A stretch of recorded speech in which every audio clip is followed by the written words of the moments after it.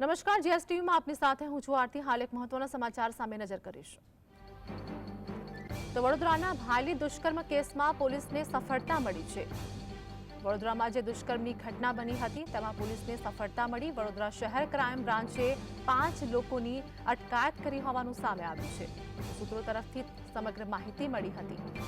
હાલ પૂછપરછ પણ ચાલી રહી છે તેમજ 5 લોકોની અટકાયત કરવામાં આવી છે।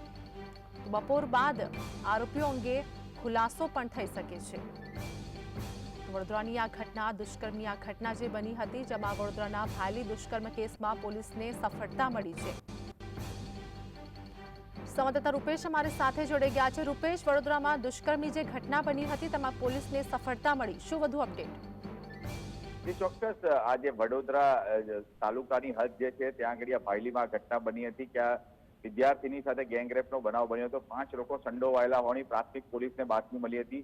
હવે જે પ્રમાણે વડોદરા ક્રાઇમ બ્રાન્ચે કહેવાય છે કે 4 થી 5 લોકોની અટકાયત કરી છે, પૂછપરછ ચાલી રહી છે। ખરેખર એમનો રોલ શું હતો, આજે અંજામ આપ્યો તે કોને કોને આપ્યો હતો અને મદદગારી કોને કરી હતી, આમાંથી કોઈ આ સગીરાને ઓળખે છે કે કેમ, કેવા સંજોગોમાં એના બોયફ્રેન્ડને કોઈ ઓળખે છે કે કેમ, એટલે પોલીસ હાલ તમામ જે પાસાઓ છે એની તપાસ હાથ ધરશે।